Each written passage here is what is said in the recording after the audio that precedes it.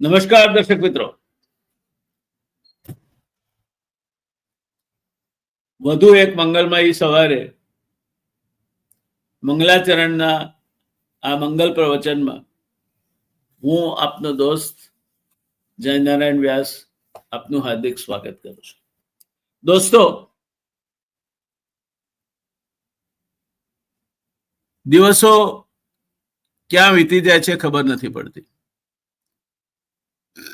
ક્યારે દિવસમાંથી અઠવાડિયું, અઠવાડિયામાંથી પખવાડિયું, પખવાડિયામાંથી મહિનો અને મહિનામાંથી વર્ષ ને વર્ષમાંથી વર્ષો બની જાય છે એ ખ્યાલ નથી આવતો. ખાસ કરીને બધા સુખમાં હો ત્યારે, અને જ્યારે સુખમાં ન હો ત્યારે સમય જતો જ નથી. પહેલા જે 24 કલાકનો દિવસ 12 કલાકનો લાગતો હતો એ હવે 24 કલાકનો દિવસ 4 દિવસનો લાગે છે. કેમ કર્યો સમય પસાર થતો અને એટલે ભગવાન વહેલો લાગવા માંડે છે. જિંદગીમાં કોઈ દાડો એને યાદ નથી કર્યો, પણ એવે સમયે યાદ આવે છે. અને અનાયાસે તમારા મોં પર આ પંક્તિઓ આવી જાય છે, તમારી જીભ પર આ પંક્તિઓ આવી જાય છે. સુખ में सब साथी, दुख में न को, सुख में सब साथी, दुख में न को, तेरा नाम ही साचा, तेरा नाम ही साचा, दूजा न को, सुख में सब साथी, दुख में न को. માણસના સુખમાં તો સુખના સાથીદારો, સારા સમયના સાથીદારો, ફેર ટાઈમ ફ્રેન્ડ્સ ઘણા મળી રહેતા હોય, પણ માણસ મુશ્કેલીમાં હોય એ વખતે એનો હાથ પકડનાર માણસો બહુ ઓછા હોય છે.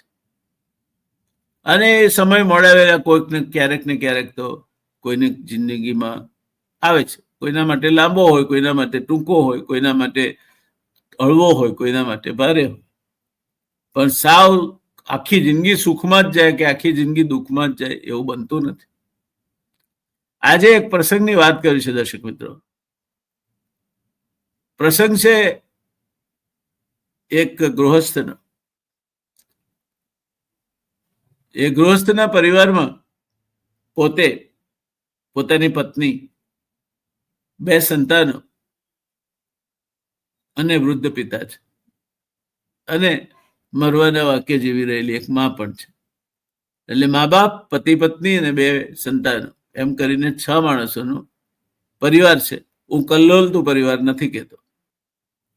સંસ્કાર નું સિંચન થાય એવી સ્ત્રી જો સહધર્મચારીણી બનીને ઘરમાં આવે તો એ ઘરને પણ સ્વર્ગ બનાવી દે છે, અને નહીં તો સદેહે નર્કનો અનુભવ કરાવે છે. કુગ્રામ વાસ કુજનસ્ય સેવા, કુભોજનમ ક્રોધમતિશ્ચ વાર્યા, મૂર્ખસ્ય પુત્રો વિધવાસ્ય કન્યા. આ 6 વસ્તુ એવી છે કે જે માણસને ચિતાના અગ્નિની માફક, ચિતાના અગ્નિ તો મૃતદેહને બાળે છે પણ જીવતા માણસને બાળે છે. કઈ 6 વસ્તુઓ? કુગ્રામવાસ, કોઈ લબાડ ગામ હોય, બધા માણસો દંગધડા વગરના વ્યસની હોય એવું ગામ હોય. કુજનસ્ય સેવા, દુર્જન માણસની તમે સેવા કરતા હો. કુગ્રામવાસ કુજનસ્ય સેવા, કુભોજનમ, ફૂડ પોઈઝનિંગ થાય એવું તમે કઈ વિપરીત આહાર કરતા હો, દૂધ ને ડુંગળી સાથે ખાતા હો. કુભોજનમ ક્રોધમતિશ્ય ભાર્યા, હંમેશા સાક્ષાત રણચંડીનો અવતાર હોય એમ ઘરમાં ધધક ધધક ધધક ધધક આગની જ્વાળાની માફક ધબક્યા જ કરતી હોય એવી પત્ની હોય. ક્રોધમુખિશ્ચ ભાર્યા, મૂર્ખસ્ય પુત્રો, દીકરો મૂર્ખ પાક્યો હોય. વિધવાસ્ય કન્યા, અને યુવાનીમાં આવેલ કન્યા ભર યુવાનીમાં વિધવા થઈ હોય. આ 6 વસ્તુ એવી છે કે જે ચિતાનો અગ્નિ માણસના મૃતદેહને બાળે છે, જીવતા માણસને ધીરે ધીરે ધીરે ધીરે બાળે છે. આધિ, વ્યાધિ ને ઉપાધિ ત્રણેયના ત્રિવિધ તાપથી માણસ સળગતો રહે છે. ત્યારે આ ઘરમાં જે ગૃહસ્વામીની હતી, પેલા દીકરાની વહુ, એ એક તુંડ મિજાજી સ્વભાવ અને સંસ્કાર વગરના કુટુંબમાંથી આવતી. ઘરડા મા બાપને જમવાનું આપે તે વાસણો પણ તૂટેલા ફૂટેલા હોય અને ખાવાનામાં પણ કઈ પરિવાર ના હોય, ઠંડુ થઈ ગયું હોય. ક્યારેક માટીના રામપાતરમાં પણ જમવાનું આપે.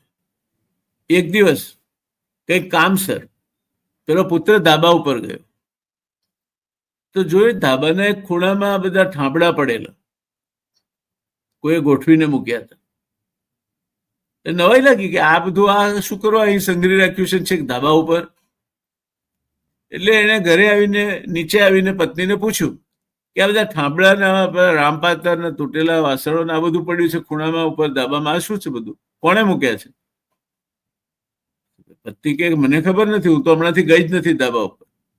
બેન, આમે જરા ભારે શરીર અને કામ કરવાની વૃત્તિ ઓછી, એટલે હલનચલન ઓછું થાય તેટલું સારું. પણ દીકરો મોટો સાંભળતો હતો. એને કહ્યું, પપ્પા મેં મૂક્યા છે. તો અને તેના ચહેરા પર જાણે કઈક દાળ માર્યો એવા ભાવ હતા. એના પિતાને આશ્ચર્ય લાગ્યું કે તે મૂક્યા છે? કે હા, મેં મૂક્યા છે. કેમ મૂક્યા છે તે? એટલે કે આપણે આ દાદા દાદીને આ ખાવા આપીએ છીએ આવા વાસણોમાં. કે હા, એ તમને ખબર છે? કે હા ખબર છે. શું તારે કહેવા શું માંગે તું? કારણ કે પેલા ભાઈનું બેન પાસે ઉપજતું નહોતું, એટલે રોજ કકડાટ કોણ કરે? કકડાટ કરે તો પેલા ગરડા મા બાપે હેરાન થાય, જે મળતું હતું એ મળતું બંધ થઈ જાય. એટલે રણચંડી સામે બધા નતમસ્તક હતા. એટલે એને કહ્યું હળવે રહીને કે તમે મમ્મી ગરડા થશો ને ત્યારે તમને ખાવા આપવા માટે આવા થાંભળા જોઈશે ને તો ભેગા કર્યા છે, એટલે એ વખતે નવા લાવવા ના પડે. અને પેલા માણસના દિલમાં દીવો પ્રગટ્યો કે આ દશા થશે મારી, અને આ દશા મારા મા બાપની. કાબુ હાથમાં લઈ લીધો. પત્નીને કહ્યું કે તારે જો વ્યવસ્થિત મા બાપની સેવા ના કરવી હોય તો તું ચાલવા, હું કરીશ, મારા મા બાપ છે ને, હું સેવા કરીશ.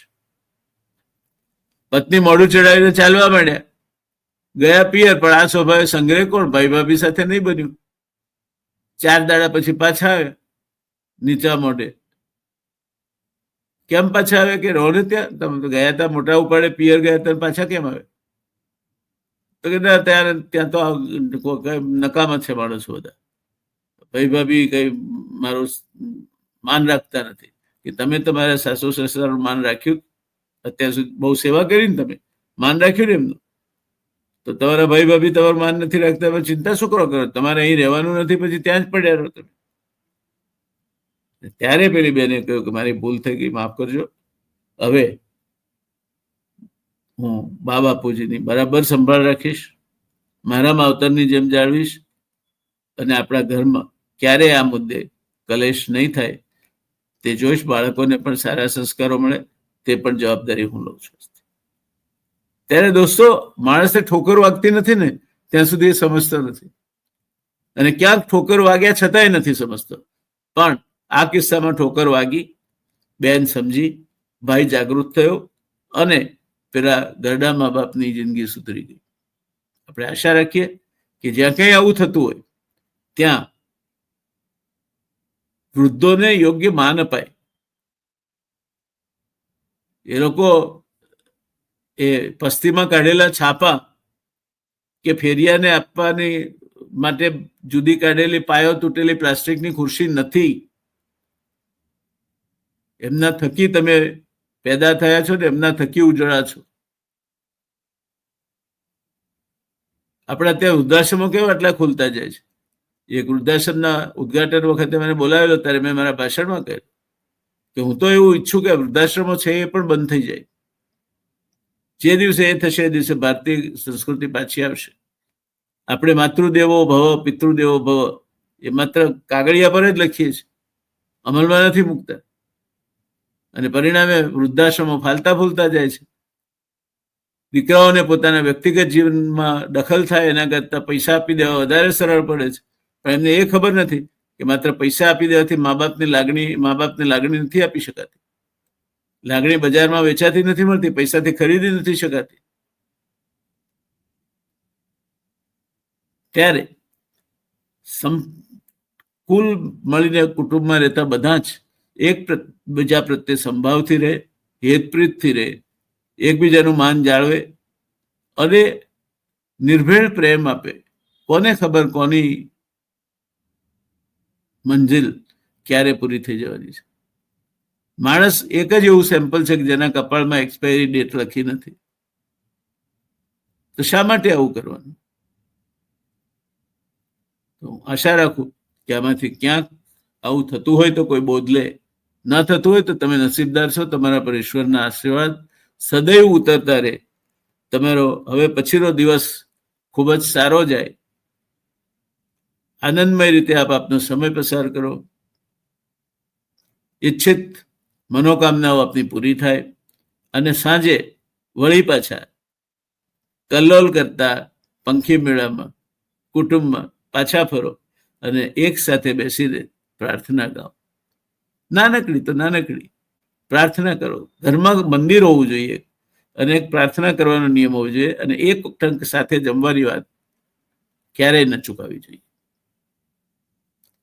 અને નાનકડી પ્રાર્થના, સરળ પ્રાર્થના. મને મારી માએ એક સરળ પ્રાર્થના ગવડાવવાનો રિવાજ રાખ્યો હતો. સાવ સરળ પ્રાર્થના, જમતા પહેલા કરવી જ પડે. એ પ્રાર્થના આવી હતી કઈ, ઓ ઈશ્વર ભજીએ તને, મોટું છે તુજ નામ, ગુણ તારા નિત ગાઈએ, થાય અમારા કામ. હેત લાવી હસાવતું, સદા રાખ દિલ સાફ, ભૂલ કદી કરીએ અમે, તો પ્રભુ કરજે માફ. પતી ગઈ. કેટલી સરળ પ્રાર્થના છે. આમી ગાવી હોય તો પ્રભુ અંતરે આમી ગાઓ. ઘણી બધી પ્રાર્થનાઓ છે. તમને જબર આસ્થા હોય તો એ પ્રાર્થના ગાઓ. તમારે ગીતાજીમાંથી કંઈક પાઠ કરવાનો તો એમાંથી કરો, પણ સાથે બેસો. સાંજે 10 મિનિટ તમે ન ગાળી શકો કુટુંબ સાથે પ્રાર્થના કરવા માટે, અને કુટુંબ સાથે જમી ન શકો સાંજે એક ટંક, તો તમારું કુટુંબ નહીં બને. આશા રાખીએ તમારા બધાના કુટુંબ, મારા સૌ શ્રોતા મિત્રોના કુટુંબ કલ્લોલ કરતા રહે, આનંદ કરતા રહે અને આપ ઉત્તમ સુખને, ઉત્તમ કૌટુંબિક સુખને, ગૃહસ્થ સુખને અને ગૃહસ્થ ધર્મ થકી પેદા થતા દરેક સુખને પામો એવી આપના દોસ્ત જયનારાયણ વ્યાસની હાર્દિક શુભકામનાઓ. આવજો ત્યારે. Have a nice day. By.